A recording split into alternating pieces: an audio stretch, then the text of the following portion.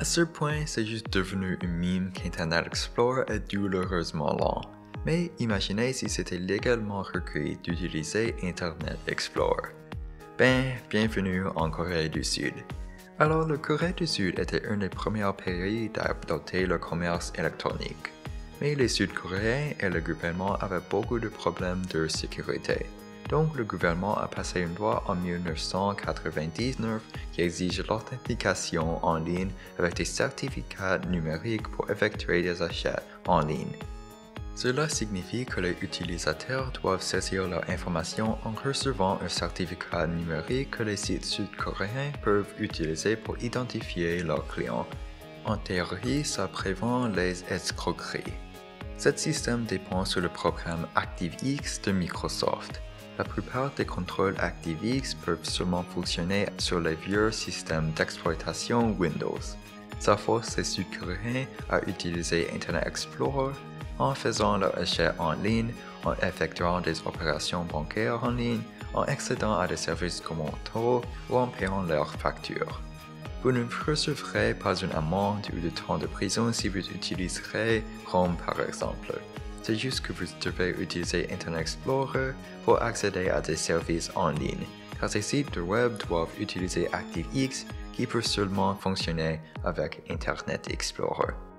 Par exemple, si vous naviguerez sur un site web qui fonctionne seulement avec Internet Explorer, la mise en page peut se gâter, les clics peuvent pas répondre et le login peut pas fonctionner tout en affichant des notifications qui disent que le site est seulement disponible sur Internet Explorer. La loi de 1999 requiert que tous les acheteurs en ligne installent des plugins d'ActiveX avec des certificats numériques délivrés par l'État comme preuve d'identité. Les Sud-Coréens doivent saisir leur information et leur numéro de sécurité sociale en utilisant un certificat numérique délivré par le gouvernement pour effectuer des achats en ligne. Ils doivent aussi cliquer sur les nombreux pop-up oui pour continuer. Ironiquement, c'est juste devenu l'habitude de cliquer sur ces boutons oui et donc beaucoup de Sud-Coréens approuvent le téléchargement de logiciels malveillants par hasard. Mais les certificats numériques délivrés par le gouvernement sont seulement nécessaires pour des achats d'une valeur supérieure à 300 000 won. Toutefois, les achats moins chers ont aussi des systèmes de certificats restrictifs créés par les sites de commerce électronique et les sociétés de cartes de crédit. Sur les portables ou tablettes, on doit télécharger des applications de sécurité spéciales et répondre aux normes gouvernementales. Les Sud-Coréens peuvent faire des achats en ligne sans ActiveX sur des sites internationaux comme Amazon.com. Mais pour faire des achats sur des sites coréens ou pour payer leurs taxes en ligne, ils doivent utiliser Internet Explorer. Comme vous pouvez l'imaginer, la plupart des Sud-Coréens ne sont pas vraiment en contact avec ce système de 1999 qui existe toujours. Pour payer leurs taxes, les Sud-Coréens perdent des heures pour passer toutes ces vérifications. Parfois, 10 à 15 différents contrôles de sécurité peuvent s'exécuter en même temps, en rendant l'ordinateur presque inutilisable. Si vous voulez faire une simple transaction bancaire, vous devrez peut-être cliquer oui sur des nombreux pop-up de Windows, cesser tant de mots de passe, mettre à jour le logiciel de sécurité ou redémarrer l'Internet Explorer parce qu'il s'est figé, en recommençant le processus entier. Une simple transaction bancaire, comme déposer ou retirer des fonds en ligne, prend généralement 5 à 25 minutes. La majorité des Sud-Coréens n'utilisent pas Internet Explorer pour naviguer sur l'Internet, mais quand ils veulent faire des achats en ligne, ils l'utilisent. Ça crée d'énormes problèmes pour ceux qui ont des ordinateurs Apple, car Internet Explorer n'est pas installé sur ces ordinateurs. Donc ils doivent aller au cybercafé, utiliser des ordinateurs de bureau, utiliser des vieux ordinateurs ou utiliser un logiciel qui s'appelle Bootcamp. Bootcamp est un logiciel qui permet aux utilisateurs de passer de macOS à Windows, mais c'est plutôt buggé. Même en 2003, les Sud-Coréens étaient fatigués de ce système, et donc quelques gens ont commencé le mouvement des banques libres. Ce mouvement a permis d'ouvrir les comptes d'une valeur de 10 milliards de won dans les banques qui offrent leurs services bancaires pour les gens qui n'utilisent pas Windows ou Internet Explorer.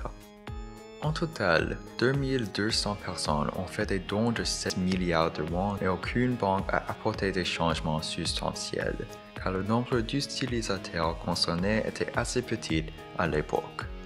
En 2017, le Comité consultatif de planification des affaires de l'État du Corée du Sud a promis d'arrêter d'utiliser des plugins d'ActiveX sur tous les sites web du gouvernement avant 2020. Après, beaucoup d'autres organisations comme l'Agence coréenne pour l'Internet et la sécurité a aussi promis la même chose.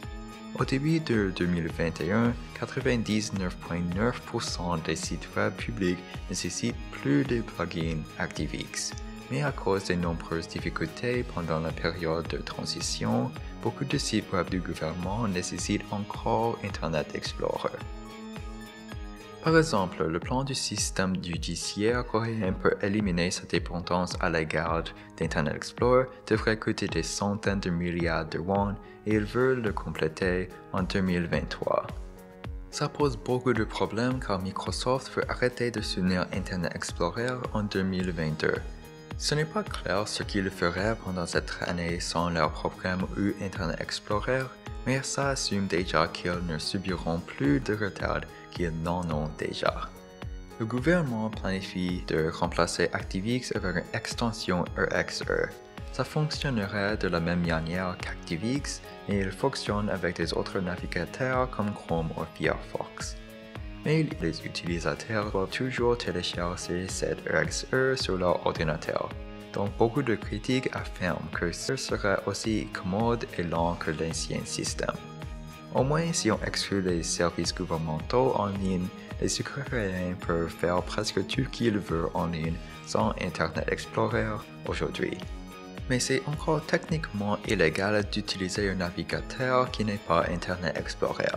Les sites de commerce électronique et les services gouvernementaux sont requis d'utiliser les services de sécurité d'ActiveX par la loi, qui force les Sud-Coréens d'utiliser Internet Explorer. Mais pour des années, ces services ont concentré à répondre aux normes internationales. Et aujourd'hui, il y a juste un peu de services gouvernementaux qui exigent Internet Explorer encore, avec ActiveX et nombreux mots de passe, vérification et heures de temps perdu chaque année. Mais assez tôt, cette application légale deviendrait une étrange relique du passé, qui montrera au monde tant d'aspects de la vie quotidienne des Sud-Coréens depuis des décennies. Et c'est la fin de la vidéo, j'espère que cette vidéo vous a plu et merci beaucoup de l'avoir regardée.